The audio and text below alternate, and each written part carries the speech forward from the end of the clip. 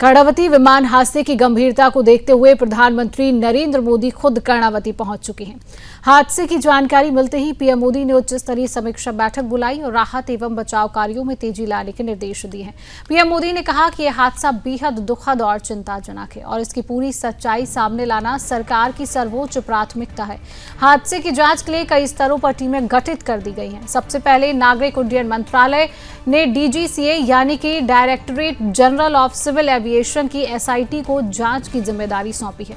इसके अलावा Aircraft Accident Investigation Bureau AAIB की एक विशेषज्ञ टीम भी घटनास्थल पर डेरा डाले हुए है, जो ब्लैक बॉक्स फ्लाइट डेटा और कॉकपिट वॉइस रिकॉर्डर की जांच कर रही है। एनएसजी की एक टीम को भी घटनास्थल की फॉरेंसिक जांच के लिए तैनात किया गया है, ताकि किसी संभावित साजिश के एंगल को भी खंगाला जा सके। साथ ही स्थानीय पुलिस और एसटीएफ की टीमें भी मौके पर मौजूद हैं। इसी पूरे हादसे की हर परत की जांच जो है वो तेजी से चल रही है और अब पूरे देश की निगाहें जांच रिपोर्ट्स पर टिकी हुई हैं कि आखिरकार इतना बड़ा हादसा क्यों हुआ और कैसे हुआ। अब आइए जानते हैं कि आखिर ये ब्लैक बॉक्स कैसे पूरे घटना के बारे में जांच के बाद आपको पूरी जानकारी देगा।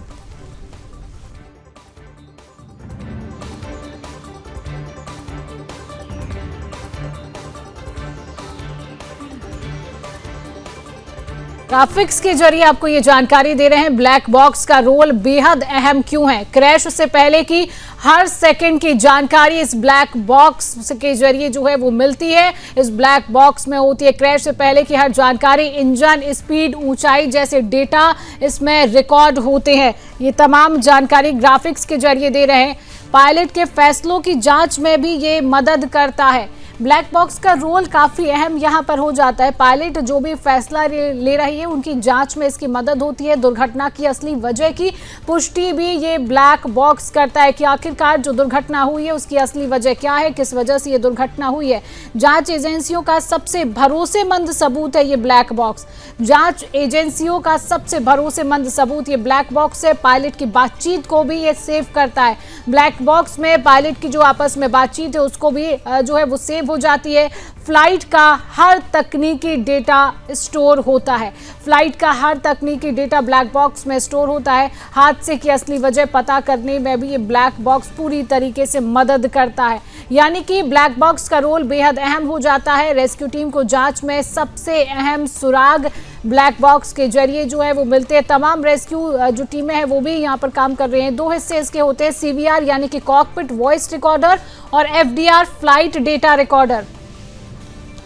क्रैश से पहले की हर सेकंड की जानकारी इसमें होती है। ब्लैक बॉक्स का जो रोल है वो बेहद अहम यहाँ पर हो जाता है। इंजन स्पीड, ऊंचाई जैसे डेटा इस ब्लैक बॉक्स में रिकॉर्ड किए जाते हैं। पायलट के आपस की बातचीत भी इसमें रिकॉर्ड होती है। पायलट के फैसलों की जांच में भी इसमें मदद मिलती है।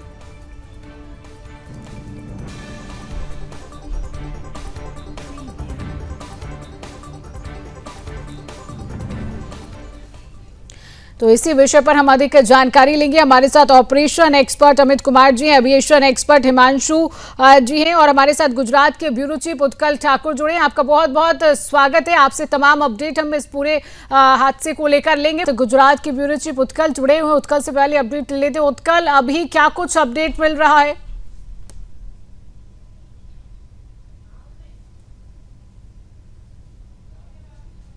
उत्कल, आपकी आवाज हम तक नहीं पहुंच रही है। मेरी आवाज जी अभी आ रही है? जी जी उत्कल जी।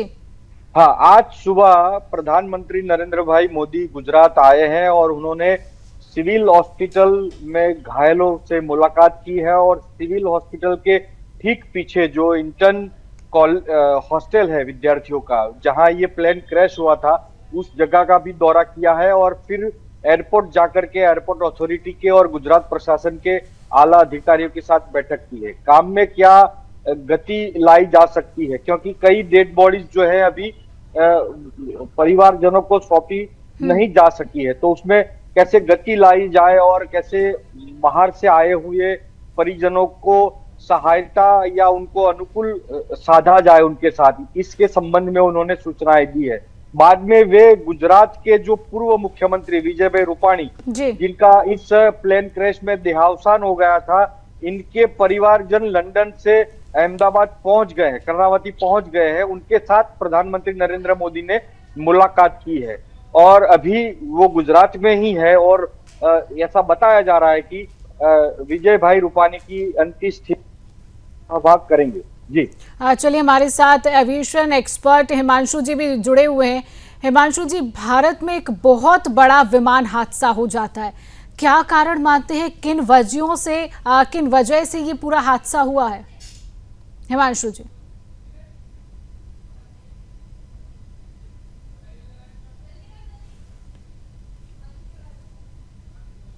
जी, मेरी आवाज आ रही है? जी जी हिमांशु जी, आपकी आवाज हम तक हेलो। पहुंच रही है जी। हाँ, जैसे हमने कल से ही जो हमने शंकाएं जाहिर की थी कि इसकी जो संभावित कारण क्या हो सकते हैं, जी। तो जो हमने पहले ही किया था कि एक इंजन फेल्योर एक कारण हो सकता है। तो उसके ऊपर अभी जो है, अगर ज्यादा तर्जुमा करना चाहें तो उसमें ये होता है कि इंजन का पावर फेलियर का सबसे पहला होता है कि पावर उसका सोर्स होता है फ्यूल। तो फ्यूल का जो आज सुबह जो जब हम इस डिबेट पे थे तो तब कुछ पता चला था कि fuel main switch off mode में था, ये बंद था, जो कि अमूमन होता नहीं है, मतलब it is a rarest of the rare incident. तो इसके बारे में अभी ज्यादा जानकारी जो है वो जो इन्वेस्टिगेटर हैं उनके पास ही होगा। उसके ऊपर ज्यादा हम जो है किसी रिमोर को लेके आगे चलना भी हमारे सुदर्शन की तो ये फितरत है नहीं कभी। लेकिन हाँ, CVFDR जो आपने कहा, cockpit voice and flight data recorder, ये जो ब्लैक बॉक्स जिसको जनरल तौर पे कहा जाता है, इसका स्टडी अभी शुरू होगा। और इसका जो स्टडी जो वो करेंगे वो सिर्फ DGCA या फिर सिविल एविएशन नहीं, इसमें OEM जो ओरिजिनल इक्विपमेंट मैन्युफैक्चरर बोइंग के रिप्रेजेंटेटिव जो कल से आके पहुंचे हुए हैं वो भी उस पर बैठेंगे। NTSB जो USA की FAA की जो है नेशनल ट्रांसपोर्टेशन सेफ्टी बोर्ड, उसके भी रिप्रेजेंटेटिव्स आज पहुंच रहे हैं, वो भी इस टेस्टिंग पे बैठेंगे। और साथ में यूके जो सेंट्रल एविएशन अथॉरिटी जो उनका यूके की तरफ से उनकी तरफ से मत भी आ रहे हैं। तो अभी अभी अभी अभी तक अमूमन वही जो हमारी जो चल रही है कि इसका हाइड्रोलिक जो गियर की वजह से या फिर जो है इंजन पावर फेलियर, ये इंजन पावर फेलियर हो या हाइड्रोलिक गियर, इसके पीछे कारण क्या है, वेदर ये मशीनरी है या ये कोई ह्यूमन एरर है, ये हमें असर्टन करने में थोड़ा टाइम और चाहिए जब तक CVFDR का स्टडी नहीं हुआ है। लेकिन तब तक जो प्राइमा फेसी जो तस्वीरें हैं उससे ये बहुत ही भयावह और दुखद घटना, और ये भारत के इतिहास में, भारत के नागरिक विमानन इतिहास में ये दूसरा हुआ है। चरखी दादरी के बाद ये दूसरा इतना भयानक हादसा हुआ है। और सबसे बड़ी बात है कि इसमें अभी अटकलें लगाना बहुत मुश्किल हो रहा है। अटकलें लगाना, क्योंकि कई एक चीज पे आप जैसे आगे जाते हैं तो वहां जाके आपको फिर रुकना पड़ता है, क्योंकि वहां आगे कुछ जैसे दो इंजन में एक साथ पावर फेलियर होना ये कभी होता नहीं। और दो इंजन में से अगर पावर फेलियर होने जा रहे हैं तो 30 फीट बाद जो हाइड्रोलिक गियर को ऑफ होना चाहिए था, ऑफ होना स्टार्ट डिट्रैक्शन शुरू होना चाहिए था, वो 627 फीट। चलिए ठीक है, बिल्कुल ठीक है। कई एक बहुत बड़ा हादसा यहाँ पर है। अमित जी भी बने हुए हैं, समय का थोड़ा सा अभाव है, एक सवाल ले लेंगे। अमित जी, आपसे इतना जानना चाहती हूँ कि जब जो प्लेन रहता है वो उड़ान भरने के लिए जब शुरू होता है, उड़ान भरने की तैयारी में होता है, तो कई जो तैयारियां हैं वो की जाती है, पूरी चेकिंग उसकी की जाती है, तो उसके बाद भी अगर इतना बड़ा हादसा हो जाता है कि विद इन 40 सेकेंड्स में इतना बड़ा हादसा हो जाता है, क्या वजह मानते हैं, क्या खराबियां मानते हैं, क्या वजह आप मान रहे हैं Amit ji?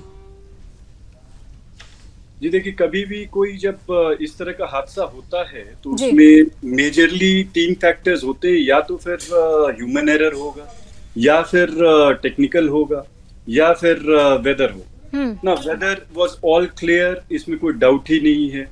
As far as human error is concern, human error में भी 2 एंगल हैं, एक तो पायलट का एंगल है, दूसरा मेंटेनेंस का एंगल ना। पायलट का एंगल में भी FDTL में कोई इशू ही नहीं है, because it was the first take off for both the pilots, तो वहां पे फटीग वाला कोई मैटर है नहीं। बिल्कुल अमित जी, कई सवाल इसके बाद खड़े हो रहे हैं, हालांकि जांच का विषय भी ये बताया जा रहा है और इस पर जांच भी फिलहाल जारी है। अब इस पर जांच भी जो है वो की जाएगी। फिलहाल अमित जी, हिमांशु जी और उत्कल, आप सभी का हमारे साथ जुड़ने के लिए, तमाम अपडेट साझा करने के लिए आप सभी का बहुत बहुत धन्यवाद।